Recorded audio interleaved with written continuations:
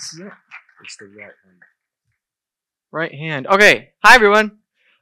First of all, it's an absolute pleasure to be here. I've never been to Bulgaria before. Thank you for welcoming me. It's been a pleasure. I've never actually been to this far Eastern Europe, so it's a brand new part of the world, brand new country for me. So really appreciate all of you for inviting me out here, and thanks to Plowman for making this happen. Really, really appreciate it. I don't know if he's in here, but yeah. This is an awesome conference, right? Very exciting, especially to American, where there is basically zero adoption. It's very nice to be here where there is some. So thank you all. So today I'm going to talk about Bitcoin, of course, and specifically I'm going to talk about Bitcoin as power. Alex, who was just on stage here, one of the podcasts that Daniel mentioned, literally the last one we recorded, we were talking about Bitcoin as power. A very different presentation than what I'm about to give, but I find it very ironic. And the point I'm going to make today is that Bitcoin is probably less accurately, in my view, thought of a coin and more like power, and specifically digital power from the future. And in this weird, twisted way, we're all essentially time travelers here sitting in the present, going in the future. And I'll explain more when we get into it. But basically, we can take energy from the future and bring it today when it's worth less, and then write it in the future. And so therefore, we got to lock it down and secure it. So what on earth am I talking about? Well, this is what I'm talking about here. So on the screen, I have 6 charts, or 6 different charts. This is actually all the same chart, just zoomed in to different degrees. All 6 of these are gold. This is the amount of gold, not price, but production over the course of human history. And you'll see something very similar. That all 6 of these charts, no matter what century or millennia you pick, all 6 of them are increasingly exponential. We're producing more and more gold as a function of time. It doesn't matter if we're going to the booming economic decades of 1960s, 70s in the US. It doesn't matter if we're going back to the dark ages of the plague. Whatever place in history you go, no matter whether it's a bright time or a dark time, whatever place you go in history, humans are getting more and more innovative, more and more productive for more efficient and effective cost of energy. We're becoming more productive as we have more humans, and we're channeling energy more efficiently. And so imagine if we were to go back in time to, let's say, to the Byzantine time, when we were mining only a couple tons of gold every single year. And imagine exchanging your ancient political currency, in this case, the Byzantine political currency, which actually was made out of gold because it had to tie to some sort of value. But imagine you could exchange it, your political currency of the ancient world, for a share of modern energy, or a share of modern gold production. And this is my case, or coming up, this could be my case for Bitcoin. But if we look at the past, the wrong asset to hold was gold. You don't want to own gold from the past into the future, because as that exponential production increases, the underlying value of the gold decreases on a relative share to everything else as we produce more gold. So really, you don't want to own the gold. You want to own a claim to a share of the future gold production of the world. And to emphasize this point, here's a visual representation of what we've been looking at. Actually, this is way too bearish, way too conservative. But for context, in the year 1100, we were mining approximately 4 tons of gold every single year. That was gold production. It took 717 years later, to 1817, to reach 7 tons. So not even doubling over the course of 700 years. Barely 100 years later, in 1945, we were mining over 650 tons every single year. And now today we're mining over 3,800 tons of gold every single year. Is gold a store of value? Yes. Has gold been the dominant form of store of value for thousands of years? Yes. But we are literally mining more gold every single day than the entire ancient world was mining in a year, despite it getting exponentially more difficult to dig more gold out of the ground and to extract it, right? And so this is why you don't want to hold gold, because as we become exponentially more productive, there's going to be exponentially more supply. You want to hold a share to the future claims on gold. And so my thought experiment here is, imagine taking that ancient political currency and buying 1/21 millionth, of course, of the accounting measure for gold production. Okay, that would be about 6,000ths of an ounce of gold. Well, today that's much, much more. That's actually about 37 ounces, I believe. We've increased supply by thousands and tens of thousands of times over the course of the last few thousand years. And that is probably, if we're optimists, going to continue in the future. However, that's not the only example. We'll skip forward a few millennia to oil. Imagine taking your ancient political currency of an era that no longer exists today, that of the British pound, right? The British pound is no longer the global standard, right? The British Empire, Britain's still around, but the British Empire is gone. Imagine taking your ancient political currency and buying a share or some sort of fraction or ownership of the future oil production of the human race. In the year 1900, we had approximately 235 terawatts of oil production, if we want to convert it in that kind of energy. And today we have over 50,000. That is an increase of about 5,000x over the course of these last 124 years. And if you were to go back in time to the year 1900, if we all were time travelers and went back 124 years to 1900, and I were to pitch to you an investment and say, you can exchange this British pound, a political currency if it survives in the future, which it may not, but even if it does, it's going to lose 99% of its purchasing power. You can exchange that for 1% ownership share of the oil production of the year 2024. I mean, I don't know a better investment case than that, or, at least metaphorically, I don't know a better investment case than that, because oil production is going to increase by a factor of 5,000, and over the course of those 124 years, the pound will fall 99.351% in value. You're exchanging ancient world technology for modern world for future world technology today. That's basically what Bitcoin is. I'll go through a couple more examples really quickly. Not just gold, not just oil, but if you look at electricity, it's a very similar thing. In the year 1880 or in the late 19th century, as you'll notice, we didn't have a grid, right? Nobody had computers, nobody had electrical outlets to plug things into, right? So we went from 0 electricity to now over 29,000, almost 30,000 terawatts, right? And we basically tripled since 1985. Imagine exchanging an ancient political currency, the US dollar, in the year 1880 or in the late 19th century for future productivity of a future world that does not exist yet because it cannot exist. And you know that the dollar is going to fall 80, 90, 95% in that time. Anyway, not just that, but we can look at the internet. The internet has gone from 0.000001 zettabytes of data in 1995 up to 70 zettabytes today, which is roughly a 70 million x in data of the internet. Imagine going back in time, exchanging, right? You're getting the point, right? Exchange your ancient political currency, that is the US dollar. It's not going to be around 1,000 years, and buying a share of the bandwidth or a share of the data of the internet for all future time. And as long as humanity survives, and as long as we produce more content and more data in the future than in the past, that share of that output is only going to increase exponentially as we produce more. And now, of course, today we're on the verge of new exponential curves in the future, ones that perhaps we can't even imagine. AI is a big one, right? Obviously, AI is not nearly as old as the internet or oil or gold, so we can't really project it. But it's an interesting thought experiment. Imagine if you could buy a specific fraction of all the AI bots in existence, right? If right now there's 100 AI bots, you could buy 1% of them all, theoretically. You buy one AI bot. Well, when there's 100 billion AI bots in the far future, you own 1 billion AI bots. That seems like a pretty good investment to me. You don't want to hoard AI bots in the same way you don't want to hoard gold. You want to buy a fraction or a share exposure to that future productivity. But the question, the problem, is that, I've talked to people, and many here too also, I've met a lot of people and read a lot of work of people in the mid-20th century that were predicting computers. Computers are going to be great. Everyone's going to have a computer in the house, let alone a computer in their pocket, or 1 or 2 computers in their pocket or on their person. And we're going to have a better future. Everyone's going to have 2-3 day work weeks. Everything's going to be better.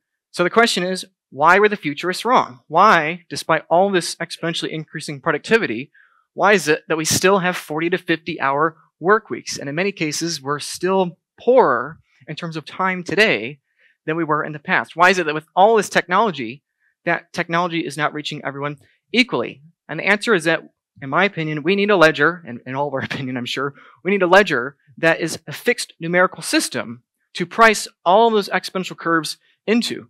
Yes, we're making literally more gold every single day than we were every year in the past. And yes, we have 70 million times more internet data today than we did, a mere 30 years ago. But we don't have a ledger to denominate on that into. We don't have a system that can do that consistently. Gold worked because it was decentralized across the planet, and stocks worked because it was an index trying to decentralize across the planet. Right? Both of these are trying to be these numerical systems. And of course, that is essentially what stock markets and indexes are today. When you buy the index, you're trying to get exposure to everything. And how do we do that in an ancient world, aka today? We do that by trying to buy a share exposure to the future cash flows of the planet, right? And we see this with stocks too. Stocks go up exponentially. Imagine in the ancient world, let's say in 1900, buying a share of the S&P 500 with your ancient political currency of the US dollar. You get exposure to all the future cash flows of the future in terms of political currency that is trending to zero indefinitely anyway, right? The stock market is over 400 years old. The Dutch invented the stock market in 1604, I believe, which for context, we only discovered, or the West only discovered Australia in 1606. So technically the stock market is older than both our understanding or awareness of Australia and Antarctica. So my point is that the stock market, sure, it's worked for a past technological world, but it's not going to work it's not working for the present world, and it's especially not going to work for the future world. So we don't need to send, so we've transitioned from the world of wooden ships from Dutch explorers and the Dutch East India Company. Now today with nuclear-powered submarines, we've progressed a lot, and it's time for our global index on future power, future productivity to change as well. So this is my pitch of what Bitcoin is today. What is Bitcoin? Bitcoin's not number go up technology. It's consistent number technology. You're buying a specific fraction or a specific share of, you're claiming a certain portion of the future productivity of the human race. So we have a little small pie over here of the past or whatever where we are today. Then we have the large pie of where we are in the future, or we all hope to be in the future. And by buying a specific fraction of Bitcoin, or a specific fraction of the Bitcoin network, assuming we produce more energy, and that energy flows to this ledger, basically your share grows in absolute purchasing power, absolute value, as the world progresses, as the world grows, right? Basically, you're kind of, in a sense, a time traveler buying future energy today for dirt cheap in terms of a currency you already know is at its max most valuable position today, because it's always going down in value into the future. And ultimately, this is what Bitcoin is, and this is why I think Bitcoin's really important, as we all obviously do. And so this is basically what Bitcoin is. Bitcoin came around 2009. Bitcoin's going out, today we're in 2024. It's going out the rest of the more decades, more centuries, and hopefully even longer in the future. And so we have no idea how much productivity is going to increase. None of us know. None of us can predict it. We also don't know how quickly the dollar is going to fall in value, but we all know it's going to, because human beings always control the dollar. And so basically you can exchange today's ancient money, right? Instead of exchanging Byzantine money for gold or British pounds for oil, we can exchange dollars or other local currency in exchange for a share, a claim of the future without having to go there. We can buy energy of the 22nd and 23rd century without having to go there or without having to live there. And that's why I think it's really interesting to view us as kind of these time travelers. We're already living in that future world, buying energy of the future today. And we know we can guarantee that in the future because the network is defended by electricity, by the nodes, by the miners. And as long as it remains decentralized and secure, we'll continue to own that claim in the future. And here's the more interesting thing to me is that not only are we buying a claim to one of these exponential curves, we're buying a claim to all these exponential curves together, multiplied together, right? You're buying the future claim of gold, right? Again, we're mining more gold today than entire ancient empires like Babylon and Assyria and all the other empires of the ancient world, more than gold than they can mine in a year. When they were on a gold standard, by the way, gold has been demonetized, right? And yet we're still mining more gold today. I don't think it's unreasonable to think that centuries from now we'll be mining more gold in the future on and off planet than we're mining today in a single year, right? And so you get exposure to all that potential future upside of that curve for gold, multiplied by all the upside for oil, also with electricity and the internet and AI and all the corporate equity, the business, cash flows and all that. And oh, by the way, we're hopefully going to increase the human population in coming decades and centuries. And of course, innovation is getting faster and faster, everything together. So when you're buying 1/21 millionth of the Bitcoin network, you're essentially buying 1/21 millionth of all of these curves together exponentially. And to me, that is really bullish. It's not just number go up in terms of a currency you don't care about anyway. It's prosperity go up in terms of all of these curves combined, right? If you're buying gold in the year 1100 in the Byzantine political currency, you don't really care about the value of your fraction of future gold production in terms of Byzantine currency, right? It's the same thing with Bitcoin. Obviously, everyone here probably understands that Bitcoin in terms of dollars is an oxymoron, but I really think that this is many years away from being internalized by the vast majority of people. So because of that, we have a huge chance, okay? We can buy a fixed share of global productivity of the future, or, of the future in terms of today, right? It's like being teleported back to the year 1724 and being offered a share buying the internet. And most people look at it and say, what is internet? What is computer? What is electricity, right? They don't understand it. But yeah, we can buy a share to technologies we can't even exist, right? Most people right now in the fiat world are obsessed about finding which AI company to buy, which electric vehicle company to buy, which this or that company to buy. But with Bitcoin, you can buy a share to companies that don't exist yet, to technologies that don't exist yet, that are yet to even begin the initial 0 to 1 on the way from 1 to 100 of their exponential curve, right? And so as long as you believe that productivity will rise, the political currency of today will decline, and your share will remain decentralized and secure within the network, this is the best investment or best saving in the future of humanity. So I'm going to skip through these slides really quick because they're more, just more things to think about. But one of them I do think about is AIs, right? Not only is this opportunity, but there are trade-offs. The opportunity of the future is that we have more and more productivity coming exponentially, perpetually, as long as civilization survives. But also we have this threat of AI bots. We have this threat of weapons we can't even conceive. We have this threat of dangers and threats we can't even perceive, right? How do you explain a nuclear bomb to someone of 1800? How do you explain, misinformation with AI, fake sailor advertisements on YouTube, right? How do you explain that with the QR codes to somebody from 50 years ago? Like, it's completely unimaginable. And that is probably only going to get more and more of a threat. Not necessarily worse, but that's why it's important to have Bitcoin in the face of that, right? Because what if there are AIs, multiple AIs, tens, hundreds, thousands of AI bots coming after every person's own digital power, digital property? That's why it's important we secure Bitcoin, and that's important why we transition from analog assets to digital assets. So the harsh truth, or the bittersweet truth is probably a better way of saying it, is that in many ways Bitcoin's more important than oil, then electricity, then AI, then computers and all that. Not, obviously those led to Bitcoin, so it's kind of an oxymoron to say that. But the reason I'm saying in this aspect it's more important is because it doesn't matter how much more AI we have, it doesn't matter how many more computers we have, the desire or the incentive to continue to decentralize always continues. And so Bitcoin is the one thing we can price all of those technologies within. And so in that aspect, it's more important than all of those together and all of those combined, because it's pricing all of those combined. And so accepting Bitcoin, like everyone in the room here has probably done, is probably going to be the single best preservation of purchasing power in history, right? The Byzantines didn't have this opportunity. The Romans didn't have this opportunity. Even 16 years ago in 2007, we didn't have this opportunity. But now, for the first time ever in human history, we have the ability to lay claim to technologies that don't exist yet.